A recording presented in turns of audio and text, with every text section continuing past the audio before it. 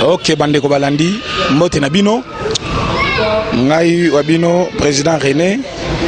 Naye koyebisa bino lelo, un grand merci d'abord pour na ba nyonso bayebi ngai. Ebele bosala ki pona biso, toyoki yango, tozupe yango, topesi bino, merci ebele. Mais ce qui bomoninga na zongi, c'est parce que j'ai beaucoup à dire aujourd'hui. Mais tant na biso ezamouke, je vais condenser les messages. Je vais vous dire une chose. Le chef de l'État congolais s'appelle Félix Antoine Tshisekedi Tshilombo.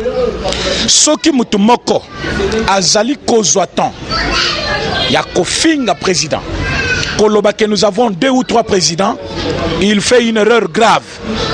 Le chef de l'État s'appelle Félix Antoine Tshisekedi Tshilombo. Il n'y a pas 2. Pourquoi Zaye Moko? C'est parce que c'est le seul qui a été choisi par le peuple congolais. Mokolo Oyotokendaka na élection le 30 décembre 2018. Le 24 janvier 2019, Tosali passation de pouvoir avec Ndeko Kabila. Ndeko Kabila a zongué panaye avec ses 3 véhicules, atiki chef de l'État na cortège nae Mobimba na Katia, palais présidentiel.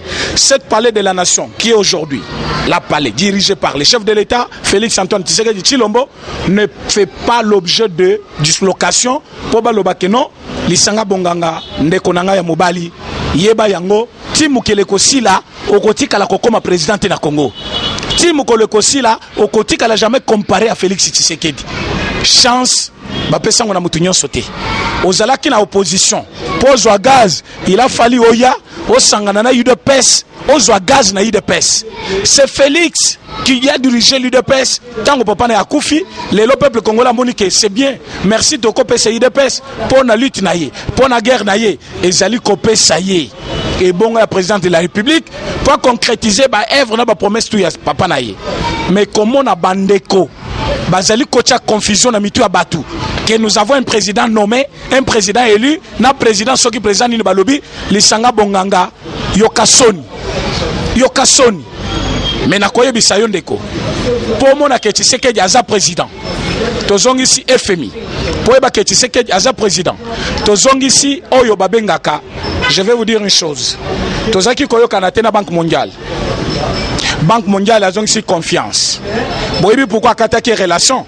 C'est parce qu'à monaki que gestion ya Kabila et zalaki mabe et que makamutu ya zaki kosala et zaki en contradiction avec la gestion ya mboka. Voilà pourquoi to pesa ki bango chance te ya ko tikala na biso bakamati bakati coopération. FMI akati coopération. Mais les lobbies sona FMI tozongi bomoko avec Banque mondiale. Tozongi bomoko mboka moko te Afrique et kokende liboso sans la coopération. Il y a Banque mondiale, sans la coopération, il y a FMI, sans la complicité de tous les pays où il comment déjà développé. C'est pourquoi to sengi bino boui. Bino bandeko balandi. Bino batuboza musika na biso. Bino batuboza pembe na biso. Batu lokola balisanga bonganga. Bazana leso akopesa bino te. Parce que tant au pays qui ko sombre, ya kimaki akeko kota na eloko bazo benga FCC aweli ko la ministre Masali qui ministre a combien d'années? Mais yemo comme talobi nous avons 3 présidents. Herba PC coupe na bato basketball. Azui coupe on a ki apesi Tshisekedi a benga excellence. Coupe ba joueur na yo ba yeli yo yango yango. Mais yo lobi tous na 3 présidents. Pourquoi kena ko pesa Fayulu te? Fayulu aussi il était président élu. Pourquoi Lelo Yemoko Azali Kowe la place à porte-parole? Si Fayulu était le président élu, pourquoi Lelo Azali Koluka ba opposition ba député naye o bazana opposition ba pesa bango e bonga na bureau ya l'Assemblée nationale? Il y a 2 postes qui restent dans l'Assemblée. Bazali Koluka ba pesa ngo ba tu opposition. Mais Fayulu Azali Koluka ba tia batu naye na kati ya hémicycle na compte ya opposition. Mais comment il y a un président élu? Batunaye bazana kati ya opposition, ça ne s'explique pas. Biso comme nous n'avions pas eu la majorité au niveau de l'Assemblée, tosali coalition na bande koya FCC, tosali na kati ya coalition. Nous avons expliqué aux gens les bien fondés de la coalition. Mutoko sabinote, obo sali kopanandoki, obo sali mabendenge bo sangani, ndeko mobali ndeko ya mwasi, soki mama azaki na ta ko expliquer yote, papa zana tante, tata mwasi zana tante, biso yu de peste tozo expliquer you. UDPS n'avait que 50 quelques députés. Cash Mobimba. Mais peut perdre Nabatunaye FCC. Na manœuvre na bango mabena nanga. Ils avaient déjà plus de 320 députés. Nandenga Lukuta. Donc le Parlement leur appartenait. Pourquoi? Parce que dans 4 hémicycles, nous avons 500 députés. Sur les 500 députés, l'UDPS n'avait que moins de 100 députés. Donc le Parlement, c'est pour FCC. Comment on allait projeter notre programme? Comment Tolinga qui tout reçu Sotosaka Diona Bangote.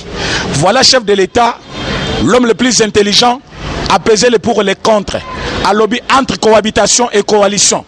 Quel est le mode qui peut me permettre d'avancer et faire mes exploits? Na prometa qui na campagne nangai. Cohabitation, c'est quoi? Au gagner présidence, au perdre majorité dans l'Assemblée. Comme assemblée, ne place la réforme union sur Salamaka. Comme assemblée n'a voté à budget. Comme assemblée n'a adopté à loi. Aux alliés présidents, aux gouverner, mais aux alliés qu'on s'allait comme côté. Dans ce sens-là, Félix allait être président, mais nous sommes proposés dans l'Assemblée, Babo Yang. Voilà pourquoi, quand nous avons vu la cohabitation, c'est-à-dire, il y a la présidence, Bango Batikali na majorité parlementaire. Pour ça, les deux côtés. Président et côté la coalition veut dire quoi? C'est-à-dire, bon, Sangi Simayele, bon, comme un objectif moko, mais l'autorité morale de cette majorité reste le chef de l'État parce que c'est lui la première institution du pays. Toyo Kanina Bango Tolobi Tokosana Bino coalition. Bon, ça d'accord. Bandimi Bakoti na coalition. Bakangami la Mutambu. Eza Mutambu. La personne exemple mouké pourquoi ils ont mutambu. Ce qui tous en coalition té. Budget na bango comme va proposer qui 7 milliards et l'ingé le kaka 7 milliards.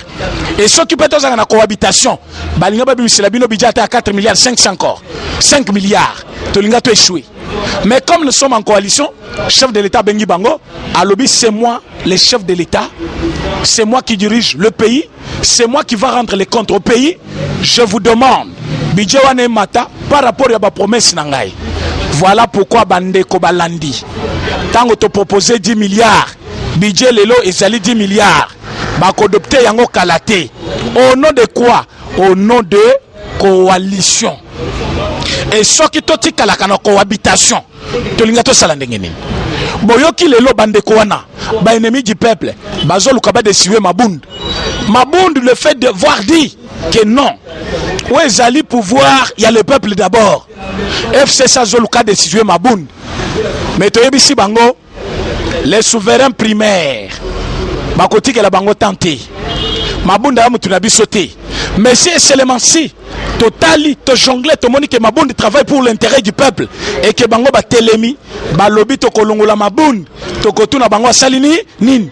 Au cas où Bako résister, toko kanga bango en cascade bako ta pas hémicycle té toko sala bango ndenge to saki bango mokolo na weje parce que Mabund jusque là il n'a pas pris position pour ni FCC ni pour UDPS mazali ko sala musala na comme il faut tozali ko zela na réforme to mona soki akozala toujours juste soki a BBC toko yeba ke Mabund a comme ko position bona bango.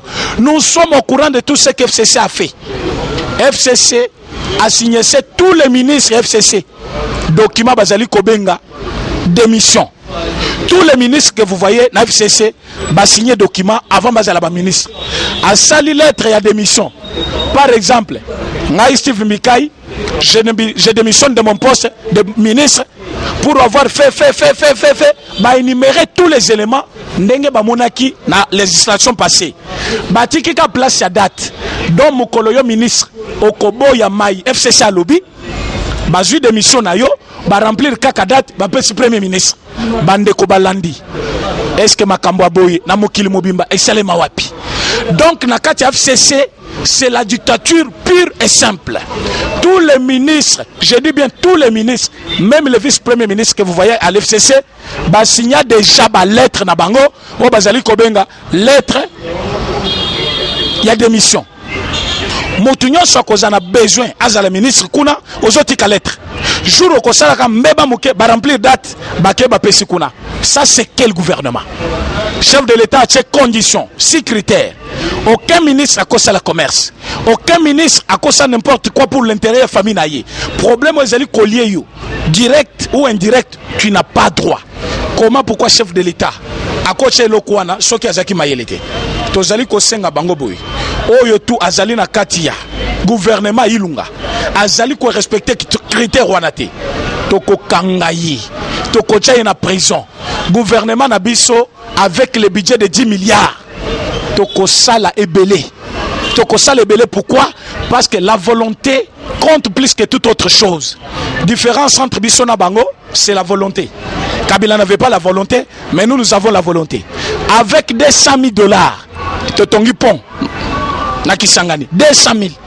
Mais Jeremé Kambinga, à l'époque ministre de l'Industrie, a joué 500 000 $. Je répète le mot, 500 000 $. Pour la campagne, consommons congolais. Campagne Islamika na gare centrale. 3 jours, consommons congolais et lié 500 000 $. Mais pendant qu'avec Félix, 200 000 $, Totongi Pont, Tozui 700 000 Moussous, Totongi Pont Yamibale, Nakisangani, nous avons 2 ponts pour 900 000 $. Pendant que Moutoumoko a joué 500 000 $, à l'objet de la campagne consommant congolais, a joué mon soit la poche. Des grands voleurs. Vous avez volé le Congo. Vous avez pillé les minéraux du Congo. Aujourd'hui, vous voulez revenir pour dire aux Congolais quoi? Vous voyez, ça va Congolais que non? Tu as oublié nos classes au fêlé. UDPS au pouvoir. Même ceux qui balobi, Katumbi, Kabila, Mozitu, Fayulu, Basangani. Toche Tshisekedi candidat, Toche Kabila candidat, Bakotika la voter Kabila jamais. Ata Bazui, PPRD, Basangisino tous les restes des partis politiques au Congo. IDPS Mokotoko battre Bango. C'est l'unique parti au pays qui a le drapeau dans tous les territoires congolais. Critérium, il y a Afrique du Sud. Conditions uniques pose à la candidat. Comme il y a opposition, il faut d'abord la base à l'ENA, il faut d'abord un drapeau dans tous les territoires, il faut la président expérimenté. Tango Batali, Bemba disqualifié. Katumbi disqualifié. Batali l'unique parti où est qui na territoire tout ya Congo et Zali IDPS. Tamba Monique IDPS à cause de place, va changer mode de vie, va que Genève. Et loko ba bengi vote na kati ya calendrier ezala quitté. Mais tango ba komi kuna ba che vote. Ba ke kobimisa un fantôme. Fayulu sans base, sans parti politique, sans quelque chose. Abima président Dengenine na Genève. Yango tozali ko benga bango lelo. Baye bisabiso avec quel modèle? Avec quel exemple? Bakopé sabana na biso ba congolais, ceux qui déjà na élection ya muke batrikaki déjà. Yango to sengi bino ba peuple congolais. Bino ba iboko landa vidéo oyo. To yebisi bino noir sur blanc, le peuple congolais avait bel et bien choisi le président Félix comme l'unique président de la RDC. Comme nous avons choisi Félix, c'est Félix qui va gérer le pays. Conformément à l'article, il y a constitution lobby, le chef de l'État a un mandat de 5 ans, renouvelable une fois. Donc nous avons 10 ans, il y a pouvoir. Et 10 ans d'abus à pouvoir, c'est le souverain primaire qui va décider. Ce qui peuple congolais a lobby, comme le chef de l'État, au sali moussala bien, tomoni ke magnon au sali eza malam, tikala na yo, toko changer mode de vie, to changer mode, ya scrutin, chef de l'État tikana libela. Soki asali musala ekomi malam, mboka ekomi malam, abongo lisu mubeko, toche mutu musu ya malam pour que le pays est bonga. Tokotika la raison qui s'embemba te, Fayulu kotika la raison pouvoir te, Kabila kotika la raison pouvoir te, parce que baza batoyo ba piétiner Congo. Quand Kabila était président, Mbembe était vice-président. Quand Kabila était président, Mouzito premier ministre. Quand Kabila était président, Katumbi Nazaki gouverneur. Kabila président, Fayulu député. Ils n'ont rien fait pour le Congo. Ils n'ont rien fait pour les Congolais. C'est aujourd'hui seulement que Tshisekedi est président. Mais toi, tu étais vice-président. Yo Mouzito, premier ministre. Yo Katumbi, gouverneur. Pourquoi vous sangana kite bokanga Kabila? Comme président. Vous avez mal calculé. Et celui qui est en face de vous, c'est l'UDPS. L'UDPS a 36 ans d'expérience. Un homme de 36 ans, c'est un homme. Hein? Il peut avoir un enfant de plus de 18 ans. Alors si quelqu'un aujourd'hui pense que l'UDPS a concédé Bonganaye, n'a Fayulu, au Kokufa Sambokunzi. Ce qui m'a ko kanisa, que mutuloko la même à cause du pouvoir na Congo, bon moni chaîne comme Kokufa déjà, ils ont zika déjà. Et kozika nyonso, mbongo ya batu ya Kisangani, abomi batu du matin au soir. Abomi batu a tout type de na maboka. Les lois na Congo lobby je suis modèle. Au copé c'est un exemple Mbemba yo. Les guerres de 3 jours na Kisangani. Oui na Kisangani sont commis au cité comme Mbemba. Kaka po kimia continue Félix a Tchekimia. Et Jacques grave ba ko lapide yo. Abomi batu. du matin au soir, guerre de 3 jours. La cimetière le plus long à Congo, c'est au Kisangani, avec Kimbemba. Avec audace, qui a fêté 21e anniversaire, tu sais que tu as mal à Momingue, Bobo te paye le côté président. Il faut que nos gens qui sont en 2020, tu as carte biométrique, tu as la biso, tata na onani, maman na onani, koko na onani, koko na onani, soki bakoki 5 te kozwa carte. Comme ça, tu as Martin Madidi, koko na yazaki nani. Koko na yazaki nani. Tango tokoyeba te tokotuna pe shadari bakomo nyonso na désordre wana bakoma désordre wana ezebele na Congo biso na Congo kala toyeba ki so balobi matondo toyebi keza ba Congo so balobi ntumba toyebi keza na baluba kuna soki balobi lokelengele toyebi ke wana eza na Équateur soki balobi shamba toyebi ke lelo bakombo ekomi ba bitakwira ba shadari o bakombo yuti wapi na Congo bandaka soki bakombo te na est kuna bakombo toyebi ezali mais bakombo yuti to komi beaucoup mélangé. Est-ce ça les sommes mingi? To komi beaucoup mélangé. Yango chef de l'État a décidé. Mon frère, ma soeur. Na Congo, un pays très géant, un grand pays à la dimension continentale. Est-ce qu'il y a pays, nous avons plus de 9 frontières. Mais aux autres, 11 000 soldats. Ça, c'est blagué avec les Congo. 11 000 soldats. Sa sécurité dans l'Est avec 130 groupes rebelles auto-identifiés. Donc nous avons plus que ça. Ils ont identifié 130 groupes. Donc auto-identifiés basé belé. Mais 130 groupes rebelles. Botieli bango 11 000 soldats. Bakobuna na bango koma. Ezaki piège pour bazwa kaka est la République ekende. Tant que chef de l'État yoki yango, il a doublé. 130 groupes rebelles. OK, botieli bango 11 000. A eu 11 000 fois 2. Tous en a 22 000 soldats congolais maintenant. Par bataillon, c'est 300 soldats. Mais le chef de l'État a compris qu'avec 11 000 soldats, on ne peut pas faire face avec 130 groupes armés rebelles dans la est de la République. Voilà pourquoi, banda samedi passé, Tilelo, Minembwe et comme na maboko ya ba congolais, batunyon so bazaki contre RDC. Bazaki na kati ya complot wana, toko kanga bango en désordre. Tozali kolobela général Numbi. Yo mutoto boli plein ya chef de l'État. Mutuka ya chef de l'État, mutuka présidence. Avec plaque ya présidence. Même ce que le but aux âges général ya qualité nini. To yebite yo sala ba formation na wapi papa général. Aux a très mal réputé na Congo. Spécialité na yo yebani na makamutu ya mabe. Batanga batunyoso bakufa na Congo yo général oza na kati. Ça fait honte. Obomi combien? Oso jupete nini ya koboma. Les lots au sauté niveau, auquel kotobla plein, il y a Moutouka chef de l'État, Moutouka ya présidence et ça a priorité partout. Même sans côté sans cynique, si c'est pour l'intérêt de la nation, côté Zokende Kosala Moussala, Bakala Kayete, ce qui yo calé Moutouka ya présidence au calé chef de l'État, mais yo que plus loin jusqu'à kotobla plein, et zali infraction, Nanzela. Mutuswa sali eloko ya mabe bakanga kaye na mutuka afuti mbongo bakotika la jamais kotobola mutuka ezali destruction méchante. La destruction méchante en droit bakangela kayango. Donc tozali kosenga bakanga général Numbi afuta ba plein ya présidence asala pe boloko po eloko ya sali ezali crime. Ezali crime ya makasi. Tozali kosenga Katumbi. Yeba bien que Katumbi oza italien, ozali congolais te. Nationalité osomba kosomba. Tango ndekona ayaka a présenté biso yo comme l'homme le plus pauvre de leur famille. Katebe Katoto. Depuis quand yo comme mena riche? Moïse comme riche ndenge nini? Pour Katebe Katoto alobaki oza l'homme le plus pauvre de leur famille. Mais yo comme na mongo ebele boy ndenge. Ozumongo.